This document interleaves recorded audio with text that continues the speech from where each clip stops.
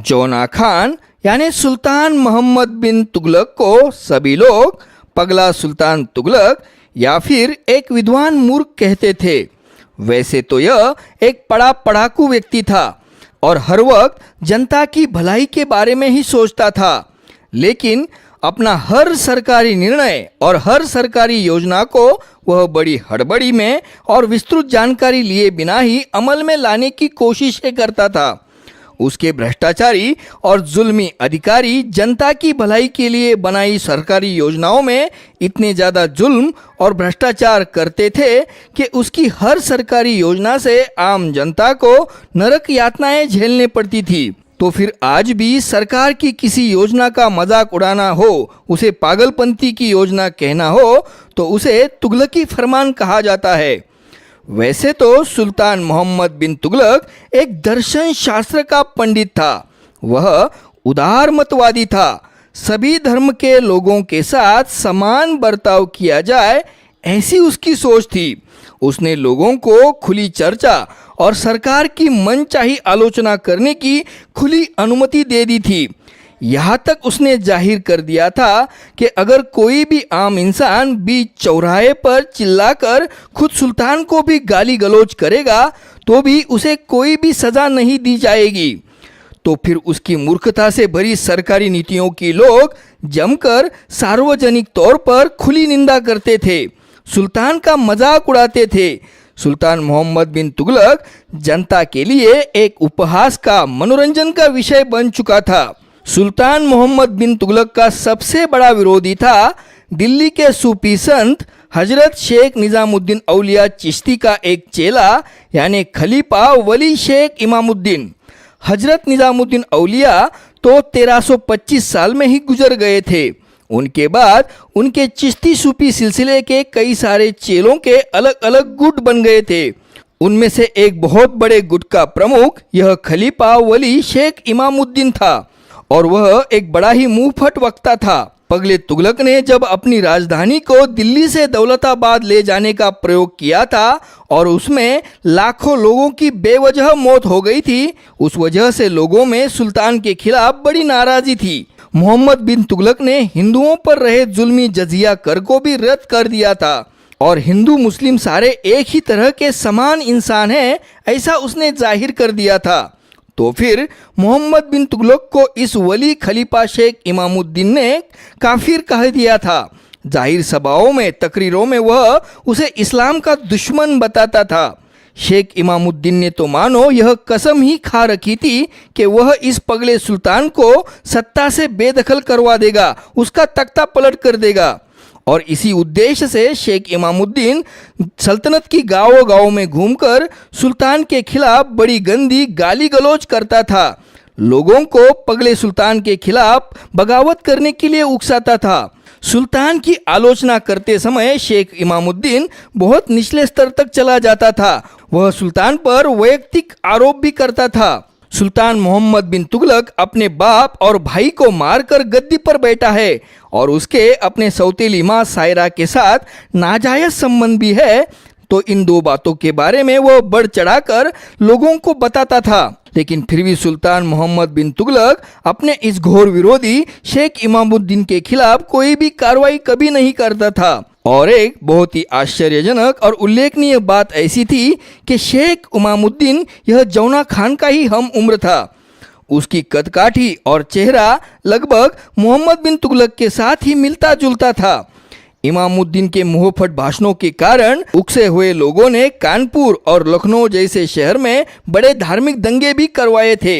इस सल्तनत के दुश्मन रहे वली इमामुद्दीन शेख को दिल्ली के चौक में कत्ल किया जाए, ऐसा मोहम्मद बिन तुगलक के वजीर नजीब की ओर से सलाह थी। लेकिन सुल्तान ने शेख इमामुद्दीन के खिलाफ कुछ भी नहीं किया था, बल्कि वह खुद ही एक बार उसकी तकरीर में शामिल हुआ था और बिल्कुल आगे बैठकर बड़ी शांति से शेख इमामुद्दीन के मुंह से वह खुद की निंदा और आलोचना सुन रहा था, भद्दी गाली गलौज सुन रहा था। शेख इमामुद्दीन उस वक्त बड़े असमंजस में पड़ गया जब खुद सुल्तान ने उसे एक स्पष्ट वक्ता कहकर बड़ी तारीफें की, उसका आदर सम्मान किया और शांति से कहा कि आप जो मेरे बारे में गलत सलत बोल रहे हो वह आपकी मेरे बारे में गलत फहमियां है। लेकिन फिर भी मैं आपके बोलने की स्वतंत्रता का बड़ा आदर सम्मान करता हूँ।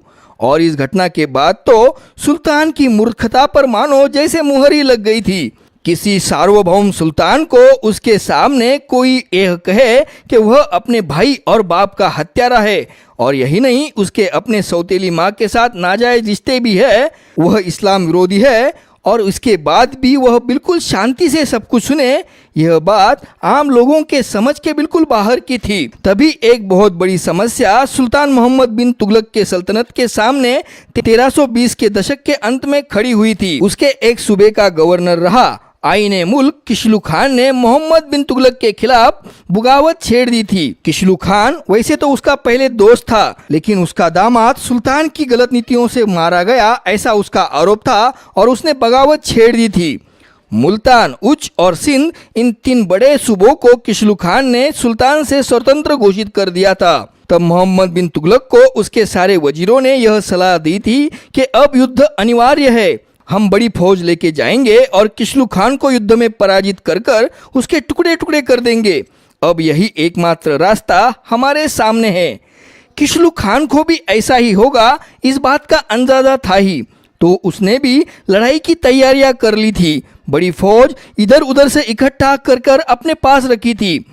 इस बार मोहम्मद बिन तुगलक ने अपने दरबारी इतिहासकार वाकिया नवीस जियाउद्दीन बरनी को अपने पास बुलाया। यह जियाउद्दीन बरनी पहले संत निजामुद्दीन औलिया और अब वली शेख इमामुद्दीन का बड़ा एकनिष्ठ अनुयायी था।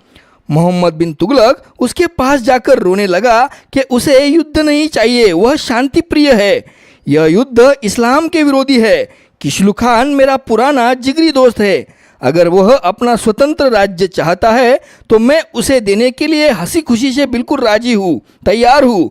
आप अपने गुरु वली शेख इमामुद्दीन को यह विनती करो कि वह मेरा राजदूत, शांति का दूत बनकर किशलू खान के सामने यह शांति का समझौता प्रस्ताव रख दे। मेरे जैसा शांति प्रिय सुल्तान इस्लाम के बंदों में ही बिल्कुल रक्तपात और खून खराबा नहीं चाहता। यह मेरा शांति का दूत बनना यानी कौम की नेकी का काम है। वाकिया नवीस जियाउद्दीन बरनी को मोहम्मद बिन तुगलक के आंसू देखकर उस पर बड़ा तरस आ गया था और उसने वली शेख इमामुद्दीन को शांति का दूत बनने के लिए मना लिया था। इस्लाम के बंदों में, मोमिनों में खून खराबा ना हो, इसलिए किशलू खान को स्वतंत्र सुल्तान का दर्जा देने के लिए यह मूर्ख सुल्तान मोहम्मद बिन तुगलक अब राजी है। बस इतना ही छोटा सा शांति का संदेश शेख इमामुद्दीन को किशलू खान तक पहुंचाना था। इससे वली शेख इमामुद्दीन का रुतबा भी कौम में बढ़ने वाला था और यह कौम की भलाई का बड़ा नेक काम था।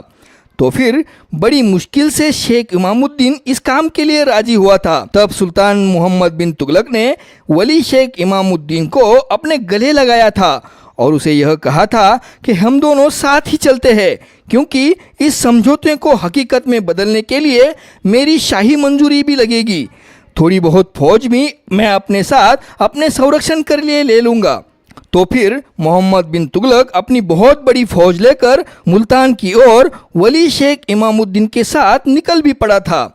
इस पूरे प्रवास में मोहम्मद बिन तुगलक बड़े शांति, प्यार और सद्भावनापूर्ण भावनाओं के साथ वली शेख इमामुद्दीन के साथ पेश आ रहा था, मानो वह कोई सुल्तान न होकर शेख इमामुद्दीन का एक मामूली सा नौकर हो।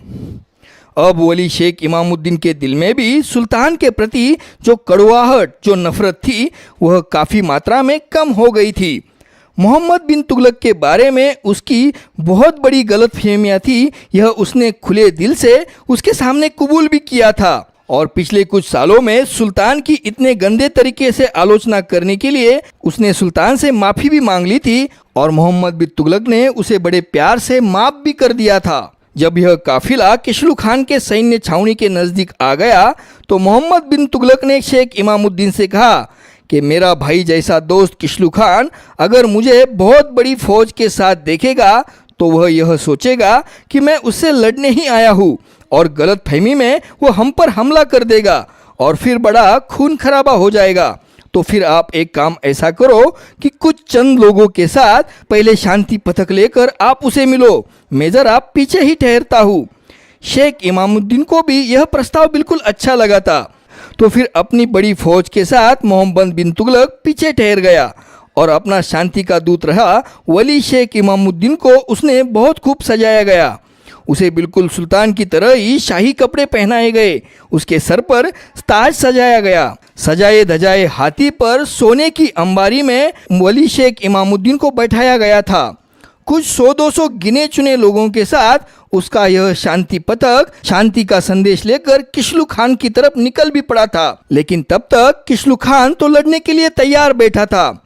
तब उसे कुछ जासूसों ने यह खबर पहुंचा दी कि पागल सुल्तान जौना खान फक्र मलिक उलुग खान मोहम्मद बिन तुगलक अपने सनकीपन में, अपने पागलपन में केवल 100-200 लोगों के साथ शांति पथक शांति का संदेश लेकर मिलने आ रहा है। उसको गले लगाने आ रहे इस मूर्ख सुल्तान की कहानी यहाँ पर खत्म कर देने का यह बहुत बढ़िया मौका किशलू खान के पास था।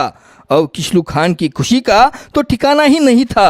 अपनी खुशनसीबी पर उसको यकीन ही नहीं हो रहा था। हड़बड़ी में किशलू खान अपनी फौज लेकर उस शांति पथक को घेरने के लिए दौड़ गया। उसके तीरंदाजों ने तीरों की बौछार शांति पथक कर दी। पूरे शांति पथक को उनके तीरों की बौछार ने छलनी कर दिया। सैकड़ों बाण शरीर में घुसने के कारण वली शेख इमामुद्दीन यह शांति का दूत मरकर अंबारी से लुढ़क कर जमीन पर गिर गया। जब स्वयं किशलू खान ने उसके पास जाकर जांच की, दिखने में तो वली शेख इमामुद्दीन हुबहू सुल्तान मोहम्मद बिन तुगलक जैसा ही दिखता था।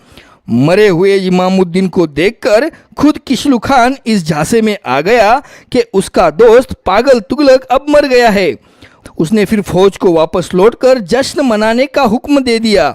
उसकी पूरी फौज खुशी से झूम रही थी। कुछ सरदार तो अपने अपने इलाकों में वापस जाने की तैयारियों में जुट भी गए थे। तभी जश्न में बेखबर नाच रहे किशलू खान की फौज पर मोहम्मद बिन तुगलक की असली फौज ने बड़ा जबरदस्त हमला कर दिया। गाजर मूली की तरह किशलू खान की फौज कटकर गिरने लगी।